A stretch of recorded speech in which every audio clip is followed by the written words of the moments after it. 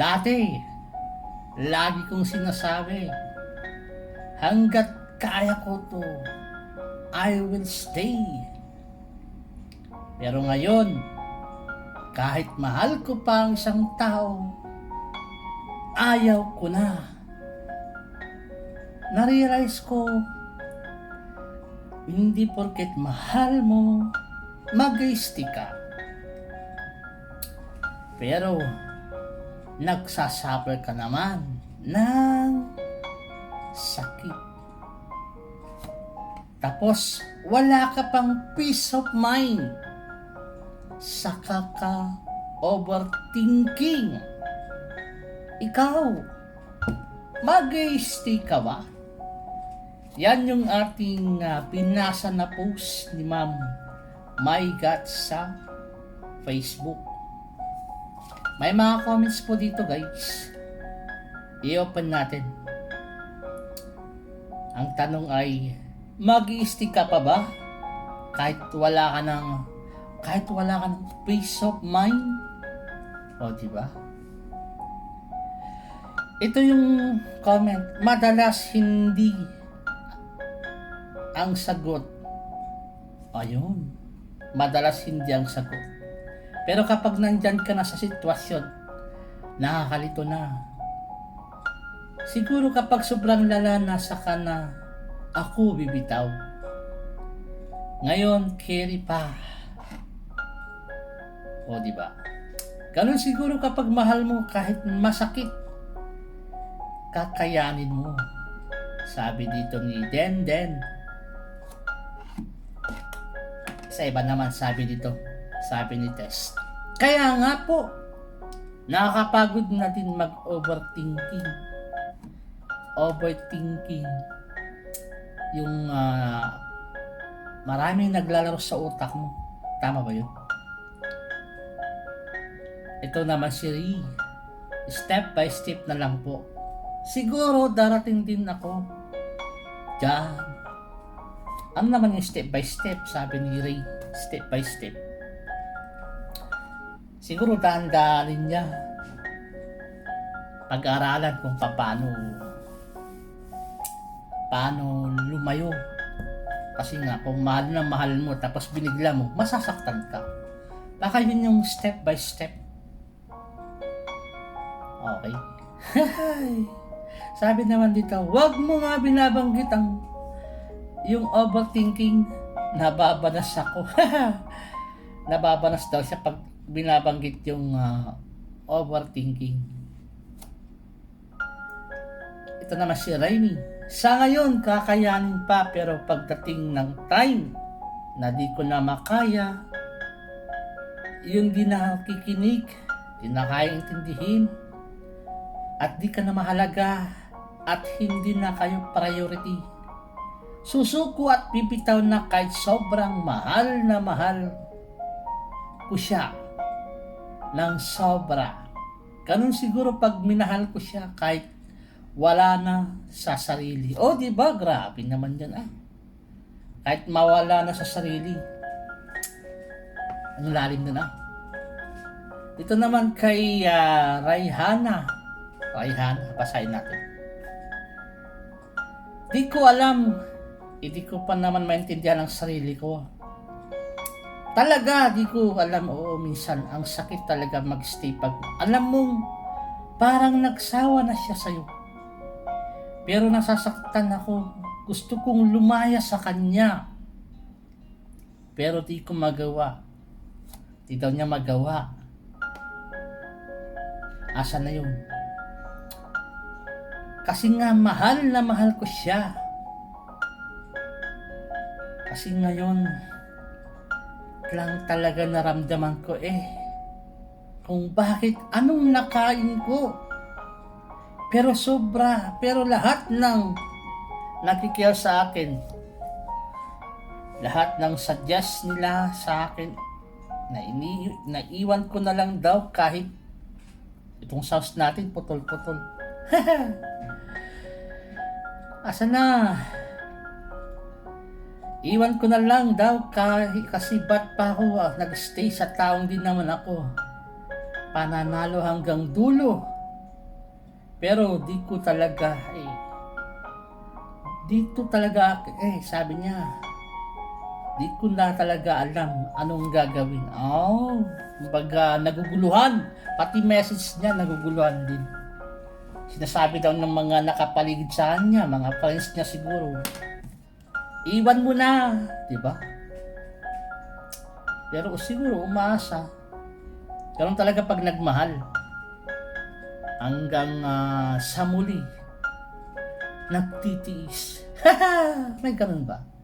Sabi ni Ana Ortez, mahirap pag wala kang peace of mind.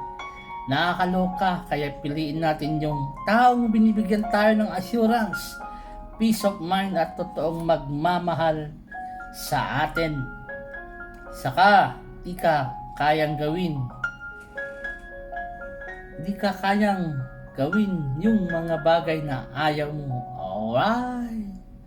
Depende sa sitwasyon, sabi ni Vincent. O di ba malaking ginhawa at lumuwag ang dibdib mo, nabawasan yung sakit, diyan ka nakasmile. Siguro to yung mga bumitaw-bitaw na. Ako din walang peace of mind, kaya siguro gusto kong palayain ang sarili ko. Pero paano? Masasaktan ng anak ko. Yun yung mahirap. Kung meron na kayong anak, di ba? Tapos, yun nga. Sige pa, ano pa? Hindi nakakapagod na, nakaka-stress, nakaka-trauma, nakakasawa, nakakapundi, suko na ako, nadarin na ako sa katraidoran at cheating at kasinungalingan. Kasi may hangganan ang lahat. Karap maisril, sabi ni Manong Purita. May hangganan ang lahat. Ayan. Dito naman si Jake. Napakahalaga ng peace of mind sa isang tao, kaya wala talagang mag-stay sa ganyan. Ako lang kasama ko naman siya, sobrang marupok na ba nito. Marupok. Yan yung isang kalabit lang bumibigay na, yun yung marupok. Sakit mo sobra. Lahat na lang iniintindi mo. Siyempre mahal mo kaya iniintindi mo. Hindi na, ayaw ko na, sabi ni Robby. Let go na, self love you na.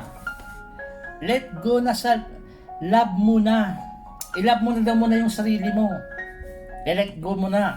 Paano kung may mga anak tayo, di ba? Na maapektuhan. Ano pa dito? Mag-stay pa hanggat kaya.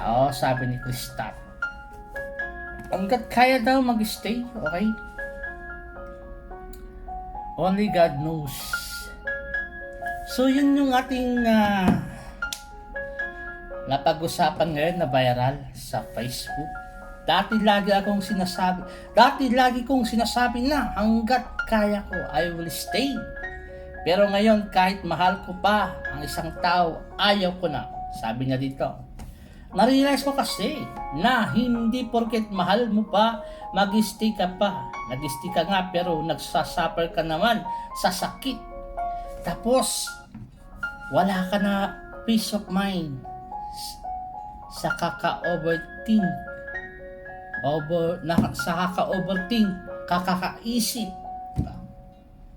Mag-stay ka pa ba? Sabi ka lang dito. Kayo guys, mag-stay pa ba kayo sa ganong sitwasyon? Siguro, mostly sa inyo ay 50-50 Lalo na kung saan kayo pupunta. Ganun. Paano kayo magsimula kung wala siya? Pero ang advice ko guys ay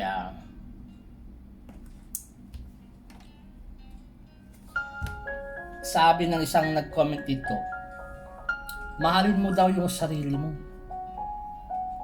Kaya kung sa tingin nyo ay hindi ka na masaya, di ba?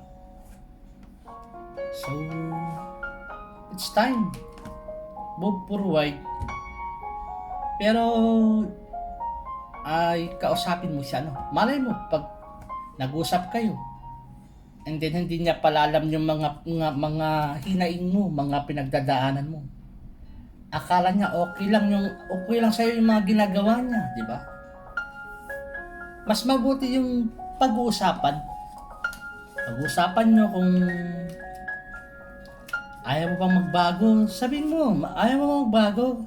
Kasi kung ayaw mo magbago, lalayo ako, lalayuan na kita. Pag hinamon ka niya, sige lumayo ka.